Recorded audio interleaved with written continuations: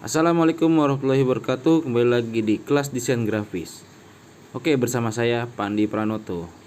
Pada hari ini saya akan menerangkan dari unsur-unsur tata letak dan sebagainya. Kompetensi dasarnya ialah unsur-unsur tata letak berupa garis, ilustrasi, tipografi, warna, gelap terang, tekstur, dan ruang. Mari kita bahas satu persatu. Apa sih unsur-unsur tata letak berupa garis itu? Yang pertama, dasar-dasar tata letak.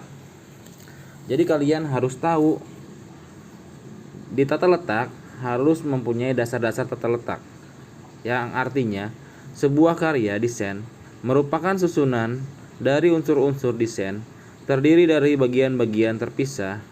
Selanjutnya ditata dan diletakkan pada suatu ruang untuk menjadi kesatuan yang memiliki makna. Jadi suatu unsur dipadukan untuk menjadi suatu seni gambar. Lalu unsur-unsur tata letak. Unsur-unsur tata letak juga sebelum membuat desain, sebaiknya siswa terlebih dahulu mengenali unsur-unsur menyusunan tata letak supaya dalam penataannya nanti dapat menciptakan komposisi yang menarik. Ada apa aja sih unsur-unsur tata letak itu? Di antaranya ialah ada garis, ada bidang, ada ilustrasi, tipografi, warna, tekstur, ruang, dan gelap terang. Mari kita bahas garis. Garis merupakan rangkaian yang tersusun dari titik-titik yang menyambung dengan kerapatan tertentu. Jadi garis itu kita titik-titik aja dengan kerapat yang sangat berdekatan, itu akan menjadi garis. Masalah ilusi optik. Kita sering menjumpai garis yang tidak mengungkapkan gagasan sebagaimana yang kita kehendaki. Hal ini disebabkan oleh masalah ilusi optik yang tidak terkendali yang dapat mempengaruhi reka objek sebagai berikut. Garis horizontal lebih mudah dilihat daripada garis vertikal. Begitu juga garis diagonal ke arah kanan lebih mudah dilihat daripada garis diagonal ke arah kiri. Karena disebabkan arah mata secara alamiah bergerak mendarat selama merekam garis yang terlihat sepintas. Lalu ada garis yang mengarah tunggal dan hadirnya kedekatan antar garis memberi kesan tebal atau berat pada garis.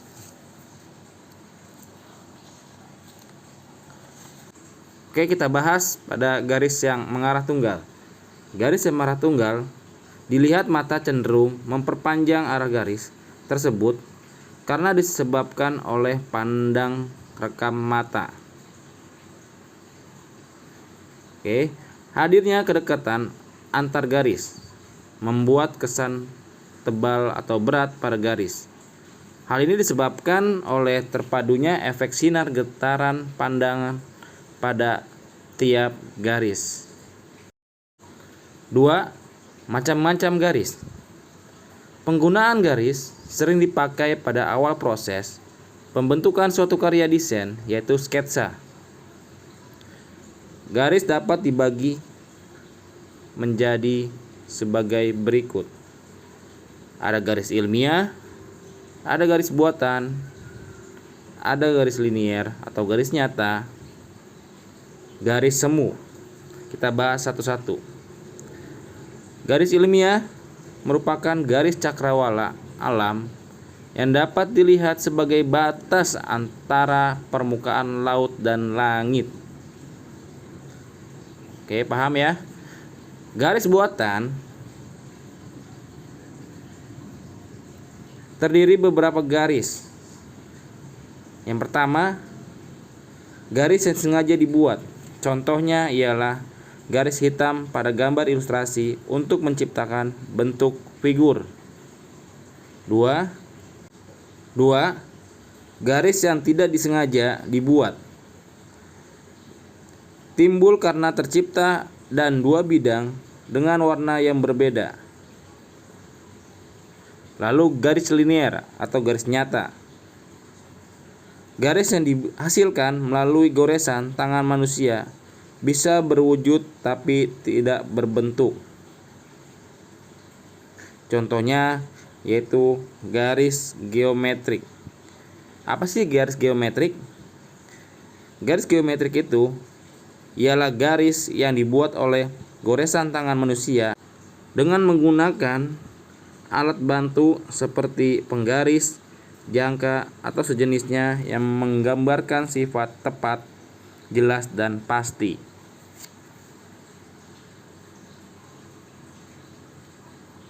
Garis semu.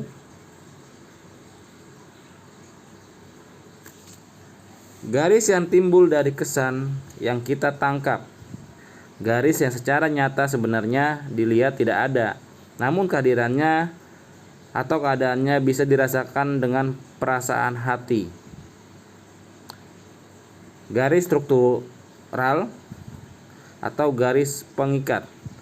Garis struktural itu artinya kesan garis yang kita tangkap dari batasan antara bentuk dengan ruang, antara bidang dengan bidang lain, atau pemisah antar warna. Garis pengikat. Kesan garis yang kita tangkap antara alur perpindahan suatu massa dari unsur ke unsur lain. Garis ini bisa ditangkap melalui perasaan dalam hati yang terjadi adanya pengulangan atau pergerakan suatu objek. Di garis linier itu juga ada dua bagian, yaitu garis geometrik dan garis kaligrafis. Garis geometrik tadi sudah saya jelaskan, sekarang kita jelaskan adalah garis kaligrafis, yaitu garis yang dibuat goresan tangan manusia tanpa menggunakan alat bantu yang sifatnya spontan, bebas, berkombinasi atau berkarakter mandiri. Kita akan membahas tentang bidang atau shape. Macam-macam bidang. Bidang dapat dibedakan menjadi dua. Ada bidang alamiah, ada bidang buatan. Bidang alamiah terbagi menjadi bidang lapang atau taman, bidang sawah, bidang langit, bidang laut, dan teman-temannya. Bidang buatan dibagi menjadi dua. Nah, berarti bidang buatan itu ada dua. Bercabang lagi dia. Bidang yang sengaja dibuat, misalnya bidang lukisan, bidang segitiga, bidang lingkaran, dan sebagainya. Lalu yang kedua adalah bidang yang tidak sengaja dibuat, timbul karena pembubuhan warna, cahaya, dan tekstur. Karakter bidang. Karakter bidang sebagai unsur penyusunan tata letak diantaranya sebagai berikut. Kita lihat di sini ada 4. Ada bidang horizontal dan vertikal, bidang bundar, bidang segitiga, bidang bergelombang. Kita bahas satu-satu. Bidang horizontal dan vertikal memberikan kesan tenang, statis, stabil, dan teratur. Bidang bundar memberikan kesan santai, kadang stabil, kadang bergerak. Bidang segitiga memiliki kesan statis maupun dinamis. Bidang gelombang terkesan irama, kehidupan, dan gerak. Sekian dari saya, terima kasih, semoga bermanfaat videonya. Dan jangan lupa like, komen, dan subscribe-nya. Semoga ilmu ini bisa kalian serap dan bisa kalian pahami. The next pembahasan tentang desain grafis akan ada selanjutnya di video berikutnya. Wassalamualaikum warahmatullahi wabarakatuh.